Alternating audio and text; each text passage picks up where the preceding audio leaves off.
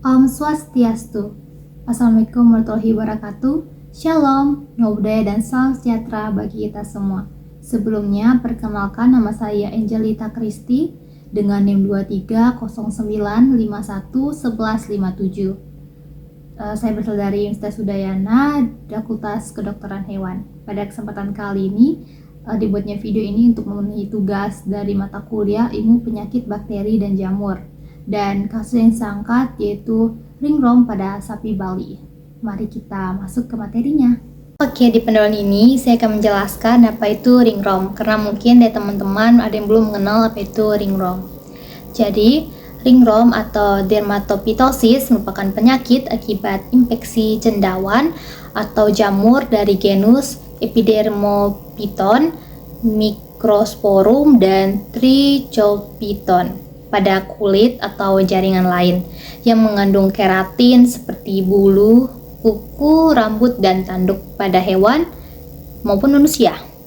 Gejala klinis yang sering timbul yaitu kerontokan hingga kerusakan rambut, ditemukan lesi berbentuk bulatan seperti cincin dengan batas yang jelas, berbagai ukuran, dan berwarna putih.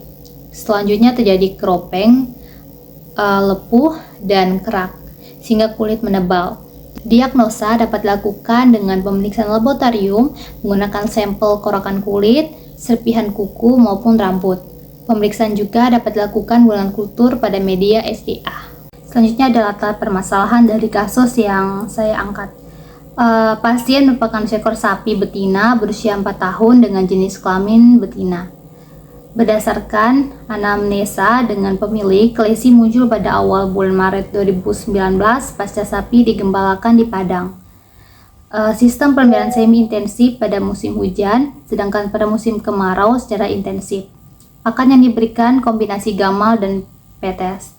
Jumlah populasi sapi ada 16 ekor yang menunjukkan gejala hanya 1 ekor. Sudah divaksin, sapi diikat depan rumah dekat dengan kandang babi. Lalu setelah itu dilakukan pemeriksaan secara fisik, ditemukan lesi pada permukaan kulit, daerah kepala atau mandibula, di leher, toraks, dan abdomen. Lesi berdiameter 2 sampai dengan 7 cm. Nafsu makan baik, sapi masih bergerak aktif. Lalu juga lakukan segala pemeriksaan penunjang dengan melakukan pengorokan lesi kulit. Hasil pemeriksaan ditemukan jamur Anthrospora dan Sporangispora koloni Dermatophyta. Berdasarkan tulisan fisik maupun tulisan penunjang, pasien didiagnosis suspek ringworm dengan prognosa fausta namun membutuhkan waktu penyembuhan yang lama. Baik, di sebelah kiri ini terdapat gambar 1, sapi mengalami penebalan kulit pada beberapa bagian. Di sini ditunjukkan pada bagian leher. Lesi klinis yang teramati pada sapi Bali yang dicurigai terinfeksi ringworm ini berupa alopecia berbentuk bulat, berwarna putih abu-abu atau coklat kehitaman, disertai dengan adanya hiperkeratosis sisik dan krusta berbentuk bulatan seperti cincin dengan batas yang jelas, berbagai ukuran sehingga terjadi kerusakan pada rambut. Alopecia merupakan suatu kondisi hilangnya rambut secara parsial atau sebagian, atau secara keseluruhan pada bagian tubuh. Alopecia pada ringworm disebabkan oleh adanya inflamasi pada folikel rambut yang dapat mengakibatkan rusaknya batang rambut dan kerontokan rambut. Lesi tersebut pada umumnya terjadi pada daerah wajah, leher, dada, bahu, kaki, dan tubuh. Selanjutnya terjadi keropeng, lepuh, dan kerak sehingga kulit menebal. Jika terjadi infeksi pada tubuh sapi akan sangat kurus dan menurunkan nafsu makan. Dan selanjutnya di sebelah kanan saya ada gambar 2 koleksi sampel korokan kulit yang dilihat ada 2 gambar di bagian kirinya dan memandikan sapi dengan air deterjen sebelum pemberian obat, gambar di sebelah kanannya. Diagnosa dapat dilakukan dengan pemeriksaan laboratorium menggunakan sampel korokan kulit maupun rambut. Pemeriksaan juga dapat dilakukan menggunakan kultur pada media SDA. Adapun permasalahan dari kasus yang saya angkat yaitu pertama, penyebaran dan penularan penyakit yang mudah atau zoonosis. Penularan cepat. Ringworm mudah menyebar di antara hewan yang dipelihara secara kelompok, terutama dalam sistem pemeliharaan semi-intensif seperti yang diterapkan pada kasus ini.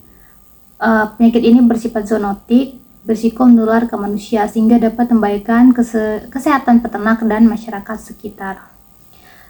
Lalu yang kedua ada waktu penyembuhan yang lama. Proses penyembuhan membutuhkan waktu yang lama dan perawatan intensif maupun prognosisnya yang baik. Lalu yang ketiga ada efek ekonomi pada peternak. Lalu ketiga ada efek ekonomi pada peternak. Penurunan nilai ekonomis ternak, kerusakan kulit dan rambut, menurunkan kualitas dan harga jual sapi. Proses penyembuhan yang memerlukan waktu lama menyebabkan keterlambatan dalam produksi ternak. Lalu ada pun biaya perawatan yang tinggi, pengobatan bukan penggunaan obat anti jamur topikal atau ketoconazole, dan dalam kasus parah terapi sistematik yang menambah biaya. Penanganan individual untuk setiap peternak terinfeksi membutuhkan sumber daya yang besar, terutama pada populasi ternak yang besar. Adapun pemecahan masalah dari kasus yang saya angkat. Yang pertama adalah pencegahan penyebaran dan infeksi. Perbaikan manajemen kandang, menerapkan kebersihan yang baik dengan membersihkan kandang secara rutin menggunakan disinfektan, memisahkan hewan terinfeksi untuk mengurangi risiko penularan. Lalu ada pengaturan pola pemeliharaan, menghindari sistem pemeliharaan yang semi-intensif di musim hujan untuk mengurangi paparan terhadap patogen, memastikan ventilasi yang baik dan mengurangi kelembapan di kandang yang mendukung pertumbuhan jamur. Pemberian vaksin atau anti jamur profilaksis, mengembangkan atau mengaplikasikan vaksin jika tersedia untuk melindungi ternak dari infeksi jamur, menggunakan suplemen imunostimulan untuk meningkatkan daya tahan tubuh ternak. Lalu yang kedua ada pengobatan yang efektif dan ekonomis, penggunaan obat topikal dan sistematik, menggunakan obat anti jamur seperti ketoconazole untuk terapi topikal dan glycefulvin atau natamycin untuk terapi sistematik. Melakukan pembersihan lesi sebelum pengobatan untuk meningkatkan efektivitas terapi. Lalu ada terapi kombinasi, menggabungkan terapi anti jamur topikal dan sistematik pada kasus yang lebih parah, menggunakan bahan-bahan alami anti jamur seperti minyak kelapa atau ekstrak tumbuhan sebagai alternatif yang lebih murah. Lalu yang ketiga ada pengelolaan ekonomi peternakan. Pelatihan dan penyuluhan peternak, memberi edukasi kepada peternak tentang tanda-tanda awal infeksi dan langkah-langkah pencegahan serta pengobatan, mengajarkan cara memisahkan hewan sakit dan meningkatkan pemeliharaan kebersihan kandang. Lalu ada peningkatan akses obat dan pengobatan murah, membuat program subsidi obat anti jamur atau layanan kesehatan hewan yang terjangkau oleh peternak, menyediakan fasilitas klinik hewan di daerah peternakan untuk pemeriksaan rutin. Lalu ada penelitian dan inovasi, ada pengembangan obat baru atau alternatif, melakukan penelitian terhadap obat anti jamur yang lebih murah dan efektif untuk pengobatan infeksi ringworm. Peneliti pengguna herba lokal yang memiliki potensi sebagai anti jamur alami. Lalu ada studi epidemiologi, melakukan penelitian epidemiologi untuk mengetahui pola penyebaran ringworm dan faktor risiko yang berkontribusi terhadap infeksi. Yang terakhir yaitu nomor 5, pengendalian jangka panjang, regulasi dan kebijakan kesehatan hewan, menerapkan kebijakan ketat terkait pengendalian penyakit zoonosis di peternakan, mengintegrasikan sistem pemantauan dan laporan khusus ringworm untuk pencegahan wabah besar.